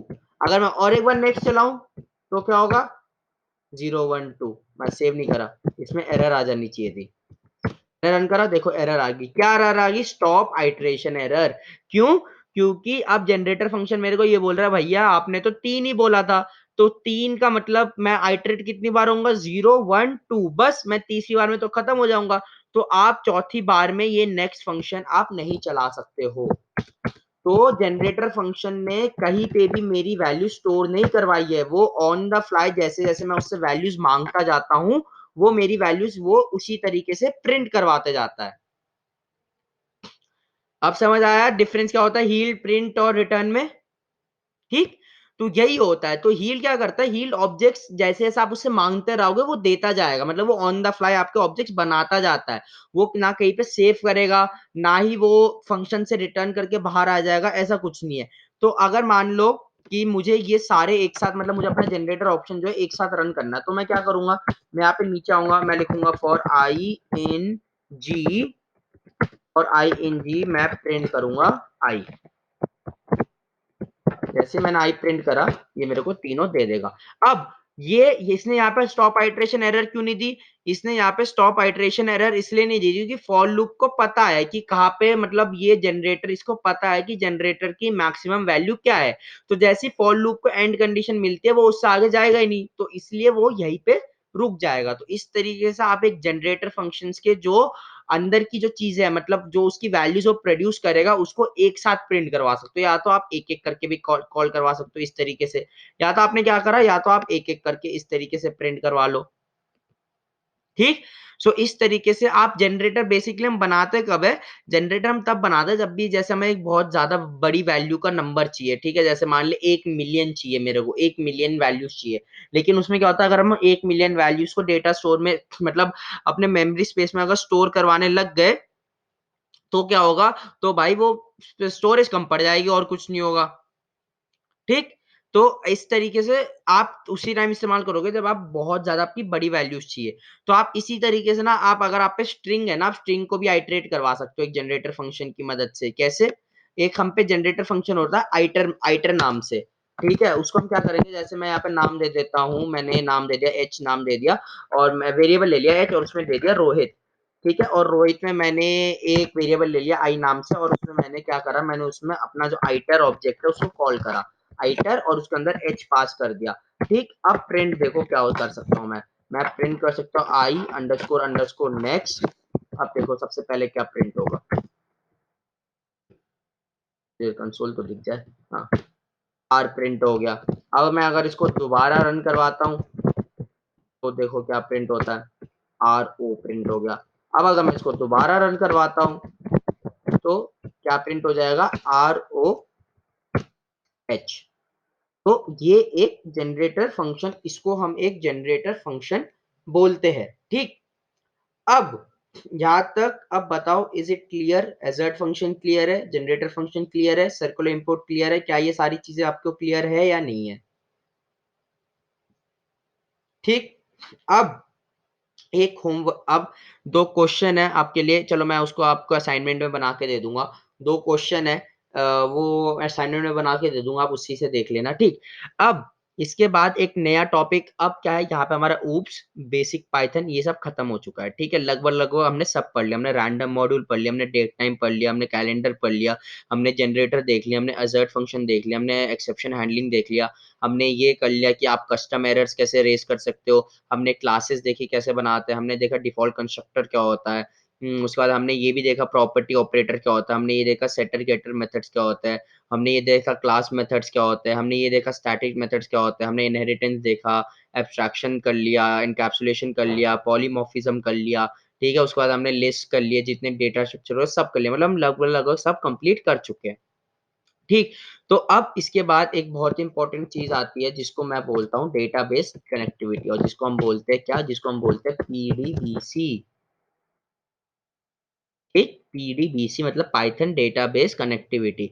तो एक डेटाबेस, आपको पता है डेटाबेस क्या होता है, डेटाबेस सबको पता है क्या होता है। तो हमारे पे अलग अलग टाइप के डेटाबेस होते हैं, जैसे एसक्यूएल लाइट होता है, माई एसक्यूएल होता है, पोस्टग्रेस एसक्यूएल होता है, ओरेकल होता है, मोंगो डीबी होता है, ठीक है, रेडिस होता है, रेडक्स होता है। तो अलग अलग टाइप के ये होते हैं, कुछ तो वर्चुअल डेटाबेसेस भी होते हैं हम पे। ठीक। तो लेकिन हम क्या करेंगे, हम एक सिंपल पीडीबीसी के साथ काम करेंगे, जिसमें कि हम क्या कनेक्ट करेंगे, हम अपने जो एसक्यूएल लाइट का जो मेरा डेटाबेस है ना, मैं उसके साथ कनेक्ट करने की कोशिश करूंगा। अब ये काम कैसे करेंगे, तो सबसे पहले आपको कुछ नहीं करना, आपको एक एप्लीकेशन इंस्टॉल करनी है। ठीक। जिसको हम क्या बोलते हैं, जिसको हम बोलते हैं डीबी ब्राउजर। ठीक है, आप क्रोम पे जाओ, when you go to Chrome, आप क्रोम पे जाओ, क्रोम पे जाके आप डायरेक्ट लिखो क्या, ये आप डाउनलोड कर लेना, आज मैं अभी आपको दिखा दे रहा हूँ, you can try, go home and try on your own. आप लिखो download dB browser for SQL light. ठीक। तो यहाँ पे ये आ जाएगा डाउनलोड में डीबी ब्राउजर, पहला लिंक है।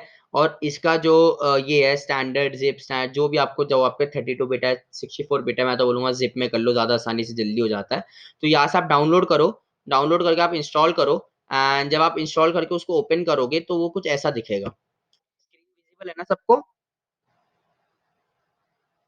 ठीक। तो आपका एक डेटाबेस का ऐसा जीयूआई आ जाएगा, ठीक है। अब आपको क्या करना है, अब दो तरीके हैं, या यहाँ पे हमें डेटाबेस, या तो जब हम माईएसक्यूएल इन सब में जाते हैं, जब आप कोई फ्रेमवर्क पढ़ते हो तो उसके अंदर से आप डेटाबेस क्रिएशन के भी कमांड्स होते हैं, लेकिन यहाँ पे क्या है, हम यहाँ पे सिंपल देखेंगे हम डेटाबेस को मैनिपुलेट कैसे कर सकते हैं, मतलब कि जो कि हमारा डीएमएल लैंग्वेज होते हैं, डेटा मैनिपुलेशन लैंग्वेज। ठीक है, हम ना डीडीएल देखेंगे, ना डीसीएल देखेंगे, ना टीसीएल देखेंगे, हम सिर्फ और सिर्फ डीएमएल पे ध्यान देंगे, जो कि क्या है, डेटा मैनिपुलेशन लैंग्वेज। ठीक। तो उसके लिए क्या है, मेरे को एक डेटाबेस चाहिए। ठीक। तो मैं यहाँ पे करूंगा न्यू डेटाबेस।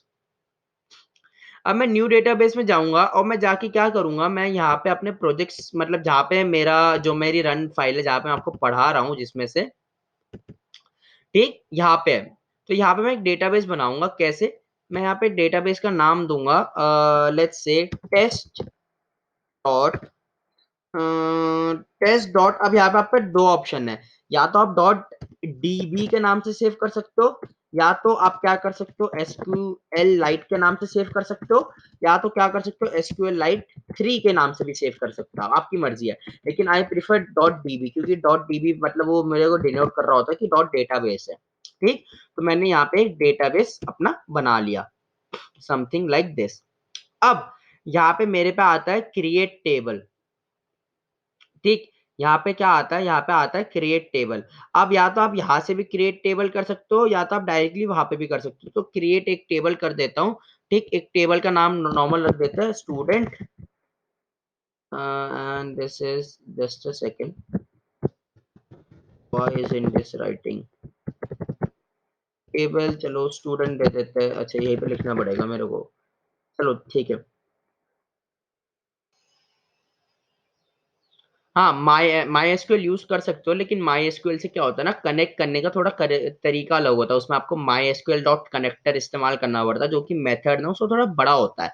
तो आपको पहले जो आपके बेसिक्स है वो क्लियर होने चाहिए। तो बेसिक्स क्लियर करने के लिए एसक्यूएल लाइट जो है वो एक बहुत ही अच्छा डेटाबेस है, क्योंकि जब भी आप डेटाबेस चेंज करते हो ना, तो आपका लॉजिक कभी नहीं बदलता, बस कनेक्शन का तरीका बदलता है। कमांड्स आपके सेम रहते हैं, सब कुछ सेम रहता है, बस कनेक्शन का तरीका बदलता है। तो एसक्यूएल लाइट से कनेक्शन करना थोड़ा आसान है, और वो हम जल्दी कर सकते हैं, तो इसलिए मैं एसक्यूएल लाइट पे काम कर रहा हूँ। अगर आपको माई का तरीका देखना तो आप देख सकते हो, लेकिन जो आप कमांड्स लिखोगे, जो मैं भी कमांड्स लिखूंगा, वो दोनों में सेम होंगे। ठीक। ये चीज क्लियर हुई? ठीक। तो अब मैं सबसे पहले एक फील्ड ऐड करूंगा, क्या, मैं अपनी प्राइमरी की ऐड करूंगा, जिसको मैं नाम दूंगा आईडी। ये इंटीजर होना चाहिए, ये नॉट नल होना चाहिए, एनएन मतलब नॉट नल, पी के मतलब प्राइमरी की। हमारा आईडी, जो हमारा आईडी है, मैं उसको प्राइमरी की बनाऊंगा। ठीक। और ये क्या होना चाहिए, यूनिक भी होना चाहिए।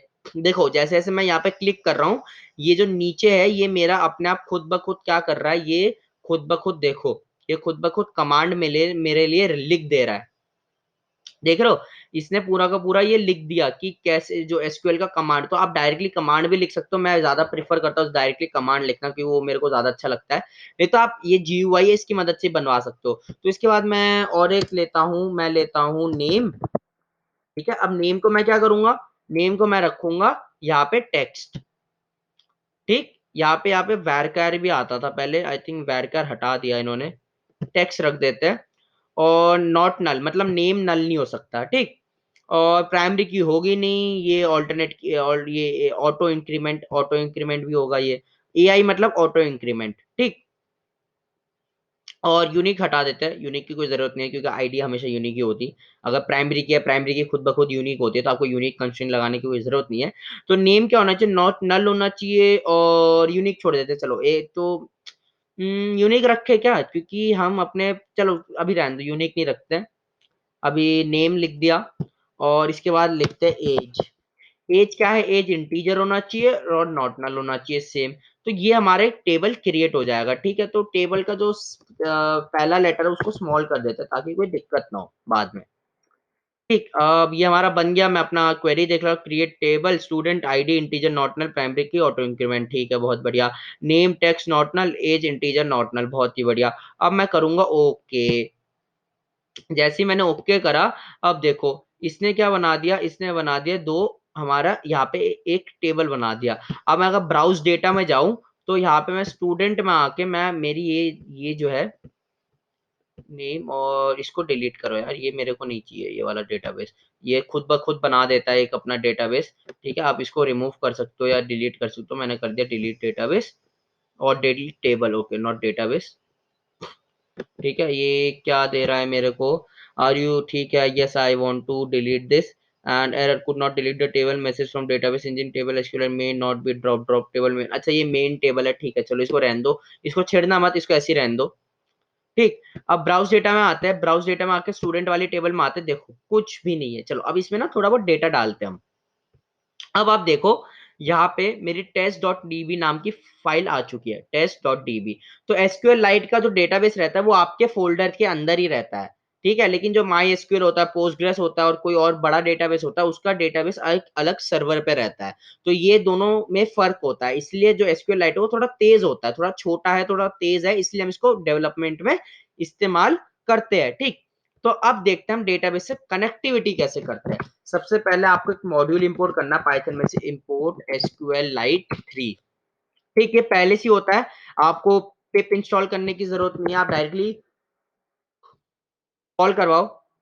या तो अगर एरर देता है तो आप इसको पिप इंस्टॉल कर सकते हो, आप अपने पाइथन में जाओ, पाइथन में जाके करो आप पिप इंस्टॉल SQLite 3, आप कर सकते हो, वो इंस्टॉल कर देगा। ठीक, लेकिन मेरे में पहले से ही है, मेरे में डिपेंडेंसी पहले से मौजूद है, तो मेरे को इंपोर्ट करवाने से हो जाएगा सिर्फ।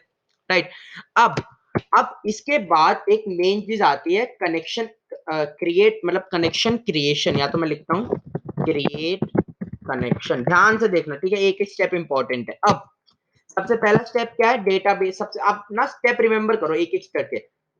सबसे पहला स्टेप क्या है, सबसे पहला स्टेप है हमारा डेटाबेस से कनेक्शन जोड़ना। ठीक, तो उसके लिए क्या है, मैं एक वेरिएबल लूंगा CON नाम से, आप कोई भी नाम से ले सकते हो, लेकिन CON नाम से जो ये एक नेमिंग कन्वेंशन है, ताकि दूसरे डेवलपर्स को पता चले कि ये डेटाबेस का कनेक्शन ही हो रहा है। सो CON मतलब कनेक्शन, CON नाम से एक वेरिएबल लेते हैं और उसमें हम एक मेथड कॉल करेंगे, क्या, SQLite 3 डॉट कनेक्ट। ठीक, इसके अंदर एक आर स्ट्रिंग देंगे, आर स्ट्रिंग मतलब रॉ स्ट्रिंग होता है। ठीक, अब इसके अंदर आपको देना है अपना पाथ, जहां पे आपका डेटाबेस है। अगर आपका डेटाबेस उसी फोल्डर में है तो आप क्या करोगे, आप सिंपली अपना टेस्ट, आर स्ट्रिंग की जरूरत नहीं है, आप करो test.db। ठीक, लेकिन अगर आपका जो फोल्डर मतलब ये जो फाइल है ये कहीं और रखा हुआ है या किसी रीजन की वजह से कनेक्ट नहीं हो पा रहा है, तो आप यहाँ पे कंप्लीट पाथ दे दो। कैसे, मैं यहाँ पे आऊंगा, मैं अपनी डेटाबेस का एक कंप्लीट पाथ निकालता हूँ। आप कंप्लीट पाथ कैसे निकाल सकते हो, आपका जहाँ पे डेटाबेस सेव है आप वहां पे जाओ। ठीक है, मेरा यहाँ पे डेटाबेस सेव है, इसके अंदर है, और इसके अंदर मेरा ये रहा डेटाबेस। मैं इस पे क्लिक करूंगा, ये है इसका पाथ, देख रहे हो, इस पाथ को उठाऊंगा मैं अपने यहाँ पे वापस आऊंगा, मैं यहाँ पे दोबारा पेस्ट कर दूंगा। अब यहाँ पे क्या होगा, एस्केप कैरेक्टर्स भी लगाने पड़ेंगे मेरे को इस तरीके से। ठीक, ये चीज मैं आपको पहले ही बता चुका हूँ क्यों लगाते हैं हम। मैंने लिखा test.db। ठीक, ये हो गया। अब इसके बाद क्या है, इसके बाद मेरे को एक कर्सर बनाना पड़ता है। मेरे को कर्सर क्यों बनाना है, ताकि मैं अपने एसक्यूएल के कमांड्स को एग्जीक्यूट कर सकूं। लेकिन उससे पहले एक बार चेक करते हैं क्या we are able to establish connection successfully और नॉट। ठीक, तो मैं यहाँ पे इसको एक ट्राई ब्लॉक के अंदर डाल दूंगा, इसको नहीं, हम कर्सर को ट्राई ब्लॉक के अंदर डाल देते हैं। ठीक, तो इसको भी डाल देते हैं, कोई दिक्कत नहीं, हम चेक करते हैं। हमने इसको उठाया, हमने लिखा try, try what, try connection except exception return accept exception, print what, print, let's print type of our expression, कि हमारा expression का type क्या आया। तो मैं as a ले लूंगा या as e ले लेते हैं, जैसे कि हम अभी तक लेते हुए आए। ठीक है, तो अब एक बार इसको रन करते हैं, देखते हैं क्या कोई आउटपुट, क्या कोई एरर आता है या नहीं आता है। अगर एरर नहीं आता मतलब हमारा डेटाबेस प्रॉपर कनेक्ट हो चुका है। तो यहाँ पे मैं लिख दूंगा, यहाँ पे ऐसा कुछ लिख देते हैं, ऐसा ऐसा लिखते हैं, प्रिंट, थोड़ा अच्छा बनाते हैं, प्रिंट कनेक्टिंग। ठीक, प्रिंट कनेक्टेड सक्सेसफुली, ठीक, ऐसा कुछ लिखते हैं। अब हम अपने प्रोग्राम को रन करते हैं, जैसे ही रन करा कनेक्टेड सक्सेसफुली, मतलब मेरा डेटाबेस से कनेक्ट हो चुका है, कोई दिक्कत नहीं है। तो आप हमेशा अपना जो डेटाबेस की कनेक्टिविटी है उसको आप ऐसे ट्राई करोगे, आप ट्राई और एक्सेप्ट ब्लॉक में ही लिखो, ताकि कभी भी कोई दिक्कत आए तो आप आपका जो है वो एक्सेप्ट ब्लॉक में चला जाए, ठीक। तो अब इसके बाद हम यहाँ पे बनाएंगे कर्सर, ठीक है, ये हमारा दूसरा दूसरा स्टेप है। क्या स्टेप है? क्रिएट अ कर्सर ऑब्जेक्ट, ठीक। अब कर्सर ऑब्जेक्ट क्या हेल्प करता है? कर्सर ऑब्जेक्ट हेल्प करता है आपके एग्जीक्यूट कमांड एग्जीक्यूट करवाने के लिए। तो मैं करूंगा cursor is equal to con dot cursor, एक फंक्शन होता है कॉन डॉट कर्सर। अब इसकी मदद से मैं अपने एग्जीक्यूट कराऊंगा। कैसे? मैं यहाँ पे लिखूंगा, सबसे पहले मैं लिखूंगा क्या, मैं काम करता हूँ, पहले डेटाबेस में कुछ होना भी तो चाहिए ना, उसको वो करने से पहले। तो मैं काम करता हूँ, मैं लिखता हूँ cursor dot execute, cursor dot execute. अब यहाँ पे अपनो आपको लिखना है अपना वो उसके क्या बोलते हैं एसक्यूएल के कमांड। तो मैं लिखूंगा इंसर्ट, मैंने क्या लिखा, इंसर्ट इनटू स्टूडेंट्स, स्टूडेंट्स नाम का एक टेबल था ना, इस टेबल का नेम चल लेता हूँ, स्टूडेंट है, स्टूडेंट्स नहीं है। इंसर्ट इनटू स्टूडेंट, ठीक है। और वैल्यूज का एक सेकेंड, इसको मैं कैपिटल कर देते हैं हम, इंसर्ट इनटू स्टूडेंट्स, ठीक। और यहाँ पे आ जाएगा वैल्यूज, वैल्यूज क्या होनी चाहिए, सबसे पहले एक वैल्यू देते हैं, ठीक है, सबसे पहले वैल्यू देते हैं सैम, एज हो गई सैम, और ये इसका नेम हो गया, और इसके बाद कॉमा एज, ठीक। अब इसके बाद एक और ट्राई और एक्सेप्ट ब्लॉक खोलेंगे, और इसके अंदर हम लिखेंगे क्या, इसको अंदर लिखेंगे cursor dot commit. Cursor dot commit क्या करता है? कर्सर डॉट कमिट आपका जो आपने अभी चेंजेस करे उसको कमिट करेगा, मतलब उसको क्या करेगा, उसको आपके डेटाबेस में भेज देगा वो, ठीक है, सीधी सी बात ये है। तो कर्सर डॉट कमिट और एक्सेप्ट, अगर कुछ यहाँ पे दिक्कत आती है, एक्सेप्ट एक्सेप्शन एज ई, तो मैं यहाँ पे प्रिंट करा दूंगा, क्या प्रिंट कराऊंगा मैं, टाइप ऑफ एरर अपनी प्रिंट करवा दूंगा, ठीक है। एल्स, अगर सब कुछ सही होता है, मतलब एल्स सब कुछ सही है, तो यहाँ पे क्या करूंगा मैं, अपना जो कनेक्शन है उसको क्लोज करना है, तो मैं यहाँ पे करूंगा क्या, कॉन कर्सर डॉट कमिट नहीं कॉन डॉट कमिट होता है, ठीक है, कॉन डॉट कमिट, और यहाँ पे मैं बोलूंगा कॉन डॉट क्लोज, मतलब हमने अपना जो डेटाबेस कनेक्शन है उसको कर दिया क्लोज, ठीक। अब एक बार इसको रन करते हैं, देखते हैं क्या आउटपुट आता है, if we are able to get our output और नॉट। तो कहीं ना कहीं कुछ एरर आ रही है क्या? नहीं, ये तो नॉर्मल सी एरर है, चलो कोई एरर नहीं है, रन करते हैं, देखते हैं। और इसने दे दिया क्या, class SQL light operational error दिया है, ठीक। अब ये जो एरर है ये इसने कहा दिया है, एक मिनट ये देखते हैं हम। तो ये इसने इस वाले एक्सेप्ट में दिया, इस वाले एक्सेप्ट में दिया, ये देखते हैं एक बार। तो मैं यहाँ पे प्रिंट कर देता हूँ, प्रिंट 1 और print 2, this is how you debug, ठीक है।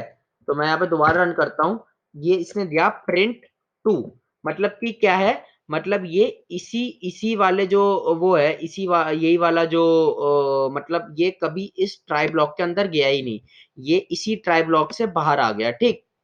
तो यहाँ पे क्या दिया, ऑपरेशनल एरर, ठीक। तो मैं इस एरर के ऊपर पूरा प्रिंट करके देखते हैं कि मेरा पूरा एरर आ क्या रहा है। तो अब मेरे को इसकी जरूरत नहीं है, क्योंकि मेरे को पता चल चुका है मेरा जो कोड है वो कहाँ पे रुक रहा है, राइट। क्लियर करते हैं। और यहाँ पे आ गया नो सच टेबल स्टूडेंट, ठीक है, ये बोल रहा है स्टूडेंट नाम का कोई टेबल ही नहीं है। चलो अब हम देखते हैं कि स्टूडेंट नाम का टेबल कैसे नहीं है। यहाँ पे तो है स्टूडेंट राइट चेंजेस, ठीक। यहाँ पे आप बहुत बार देखना क्या होता है ना, यहाँ पे ये जो राइट चेंजेस वाला ये जो है ना, ये बहुत बार अगर मतलब ऑप्शन अवेलेबल है तो इसको एक बार क्लिक कर देना, ठीक। तो उससे क्या होता है, बहुत बार ना आप गलती से चेंजेस हो जाते हैं और वो राइट नहीं होता, तो डेटाबेस क्या करता है, उस डेटाबेस को क्लोज करके रख देता है, ठीक है, उसको ओपन नहीं कर पाता वो।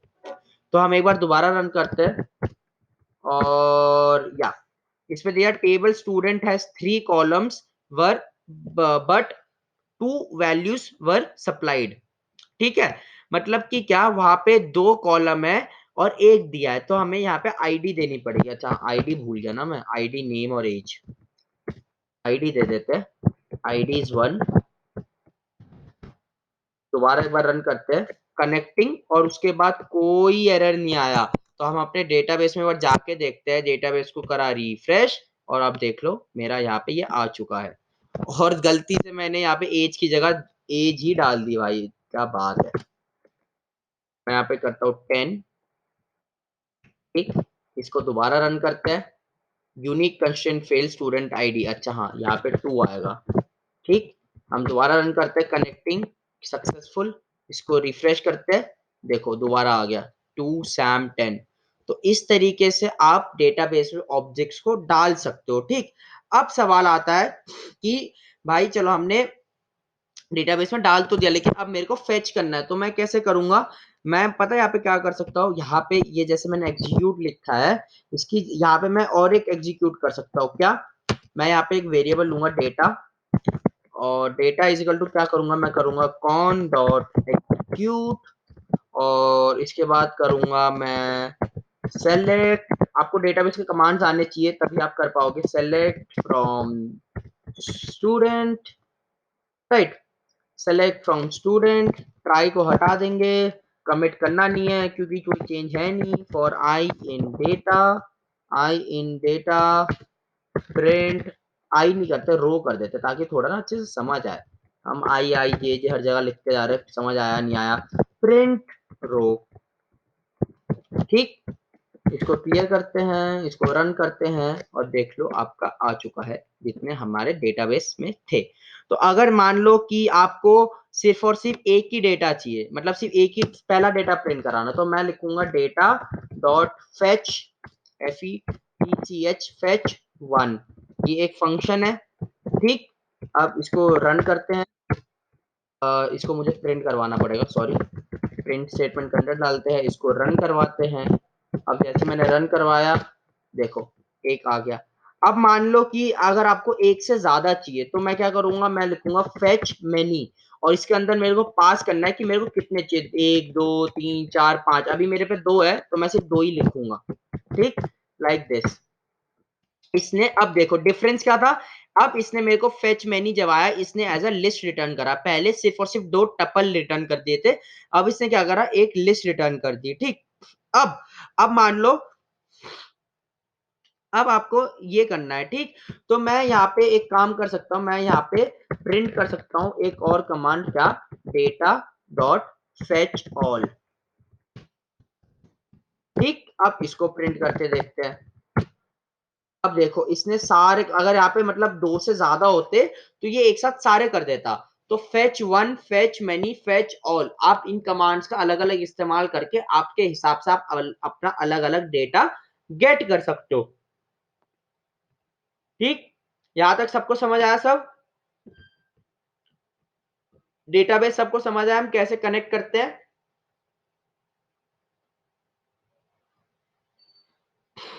ठीक है, तो अब चलो, अब क्या होता है, अब देखो ये आपका बेसिकली डेटाबेस है, इसके तो आप क्या करते हो पता है, जैसे आपने ये करा ना, आप सेम टू सेम क्या करते हो, जैसे अगर आपको कोई डिलीट करना है, जैसे माइस्क्यूएल का कमांड होता है एक डिलीट, जैसे मैं लिखता हूँ डिलीट फ्रॉम फ्रॉम स्टूडेंट, अगर आपको डिलीट करना है तो delete from student,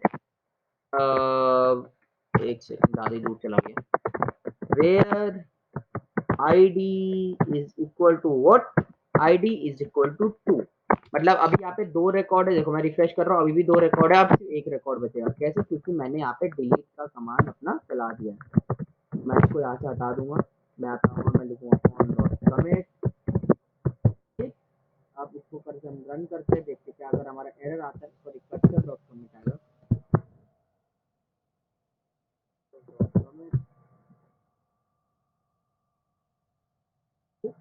cursor dot commit.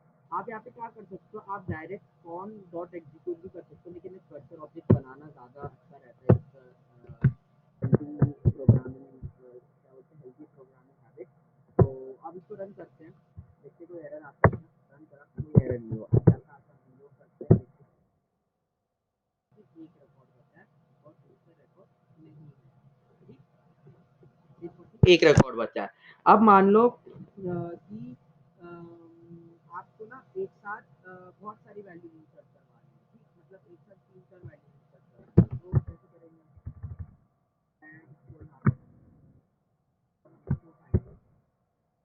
लिखूंगा इंसर्ट स्टूडेंट इनटू वैल्यू, ठीक। अब मैं यहाँ पे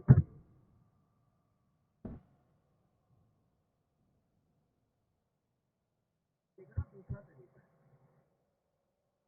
इंसर्ट करने का, जैसे आपने यहाँ पे इंसर्ट इनटू स्टूडेंट दे दिया, इंसर्ट इनटू स्टूडेंट देने के बाद आपने क्या करा, आपने इंसर्ट इनटू स्टूडेंट देने के बाद अब आपको इसकी वैल्यू दे दी,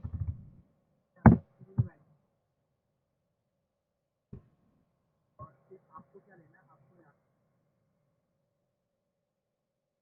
आपको एक एंटर करना है,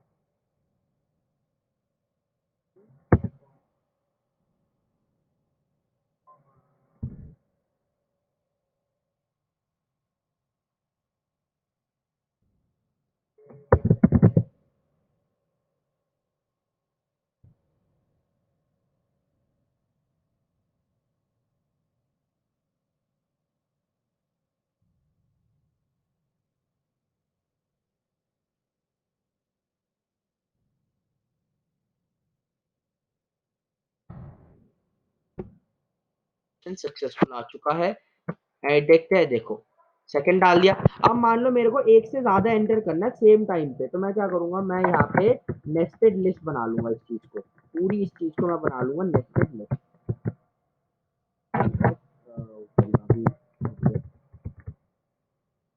मैं यहाँ पे लिख लूंगा, यहाँ पे हो गया फोर, बदल लेते हैं 29, चलो और एक ले लेते हैं हम, और एक निकाल ले हम, यहाँ पे हो जाएगा 5, यहाँ पे हो जाएगा नेक्स्ट,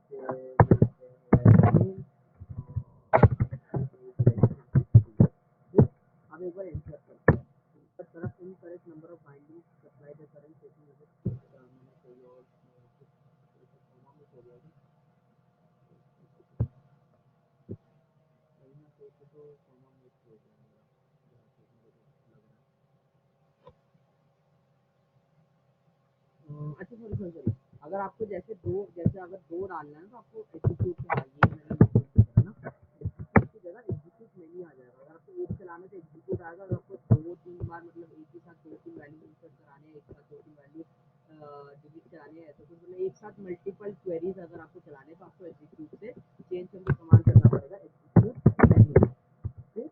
आप इसको रन करते, ऑपरेशन सक्सेसफुल हो गया, आता है, रिफ्रेश करा, आप देखो दोनों के दोनों मेरी वैल्यूज एक साथ यहाँ पे आ चुकी है।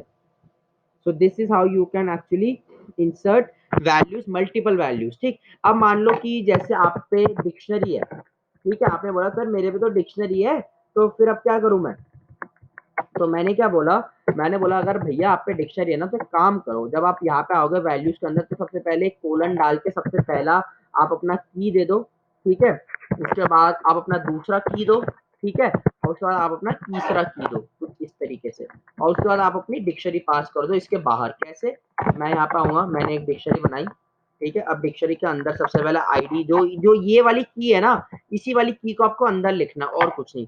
आईडी क्या होगी, आईडी होगी हमारी 6, आईडी होगी 6,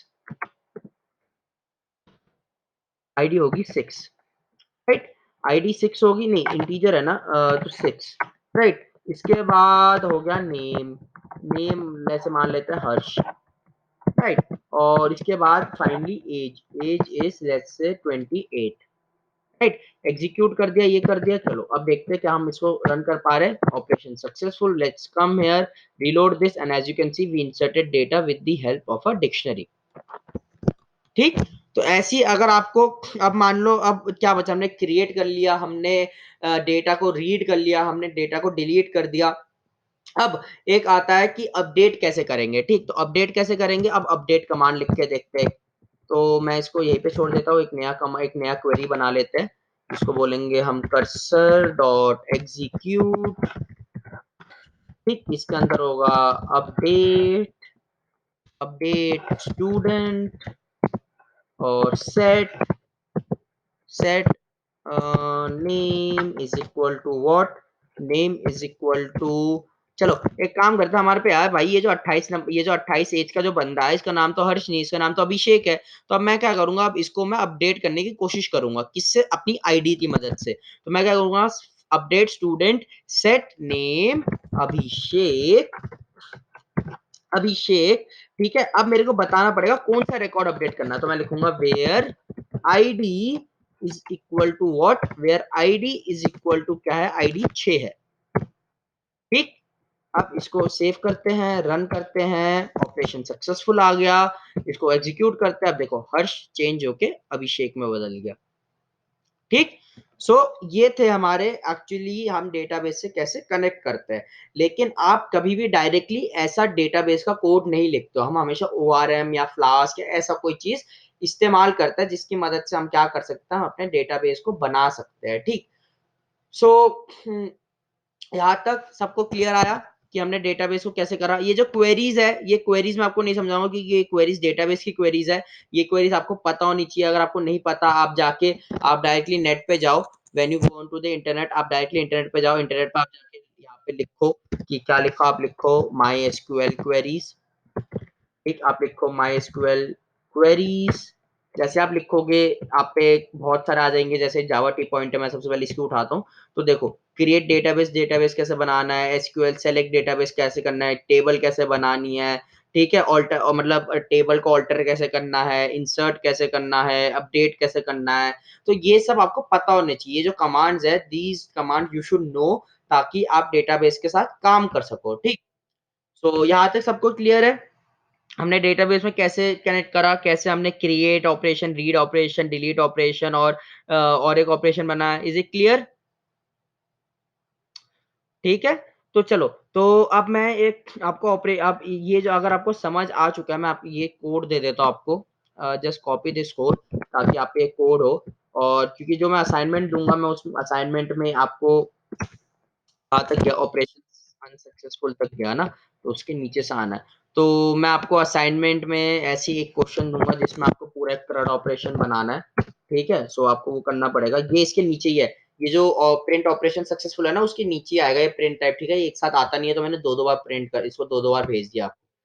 so is it clear up until now, किसी को कुछ पूछना है आज के लेक्चर से? और मैं पूछना चाहूंगा डेटाबेस क्या, और एक बार बताओ, सबको समझ आया हम कैसे कनेक्ट कर रहे हैं डेटाबेस के साथ, कैसे काम कर रहे हैं? Is it clear? चलो ठीक है। तो मैं आपको जो असाइनमेंट है उसमें ज्यादा क्वेश्चन नहीं दूंगा, मुश्किल से यार 4 या 5 क्वेश्चन दूंगा। दो तो मैं उसी पे दूंगा आपको, जनरेटर पे, और एक नहीं, फ्रंट एंड के साथ थोड़ा सा अलग होता है, ठीक है। फ्रंट एंड के साथ आप, अगर आपको नौ पूरा पाइथन में लिखना है तो आप क्या करते हो, फिर आप टिक इंटर मतलब GUI मॉड्यूल का बनाते हो। लेकिन जैसे अगर आपको वेब पेज बनाना है, तो उसमें आप क्या करते हो, आप फ्रेमवर्क इस्तेमाल करते हो, ठीक। तो अब मैं एक सवाल पूछना चाहूंगा, देखो आज हो गई, we have completed, if I remember correctly, this is our 17th class, 17 या 16th क्लास है, ठीक।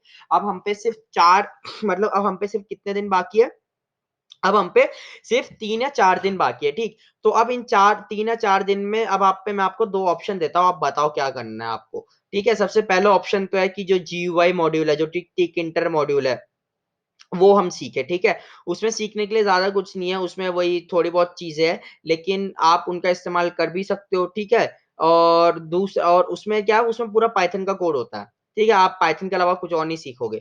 और जो दूसरा ऑप्शन है वो है फ्लास्क सीखने का।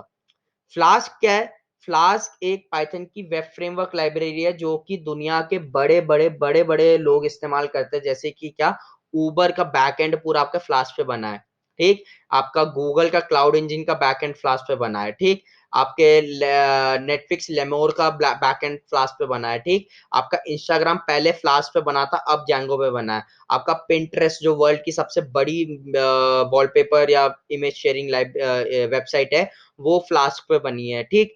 और आपके बहुत सारे जो एप्लीकेशन ग्रेड सर्वर्स है, वो फ्लास्क पे बने हैं। तो फ्लास्क एक पाइथन का फ्रेमवर्क होता है जो कि आपको वेब वेब मतलब क्या बोलते हैं, वेब डेवलपमेंट में आपकी मदद करता है। मतलब आप वेब पेजेस बना सकते हो, आप अपना ब्लॉग बना सकते हो, आप कोई पूरी वेबसाइट बना सकते हो, आप कोई एपीआई बना सकते हो किसी ऐप के लिए।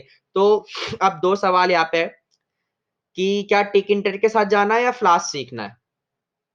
3 दिन में हम इतना सीख सकते हैं फ्लास्क कि आप 3 या 4 दिन जितने बचे हैं कि आप सबके सब आप अपना एक पर्सनल ब्लॉग बना सको।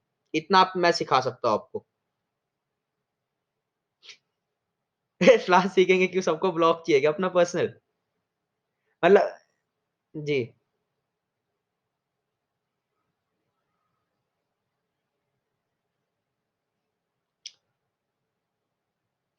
अब चलो मैं एक बार बात करता हूँ।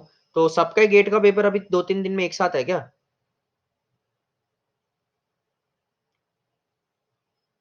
ओके ओके, तो आज कंप्यूटर साइंस वालों का शायद है ना? Okay okay okay okay okay. ठीक है चलो, तो अगर तुम बोलते हो फ्लास्क, चलो फ्लास्क ही करेंगे।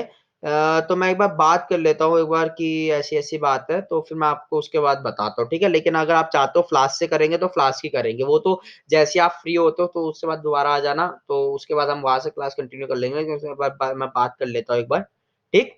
तो उसके बाद देखते हैं, आपको ग्रुप में अपने आप इन्फॉर्म हो जाएगा और मैं आपको असाइनमेंट तो भेज ही दूंगा। ठीक है चलो, कोई दिक्कत नहीं, ये कंप्लीट कर लिया तो इसका फ्लास्क शूट कर देंगे। फ्लास्क टिक इंटर से मतलब थोड़ा ज्यादा आसान पड़ता है फ्लास्क, ठीक है। टिक इंटर पूरा जीयूआई मॉड्यूल है, आप उससे मतलब जीयूआई ग्राफिकल यूजर इंटरफेस बना सकते हो पूरा। लेकिन उससे ज्यादा फन है सीखने में फ्लास्क, क्योंकि फ्लास्क में सिर्फ एक टेक्नोलॉजी नहीं है।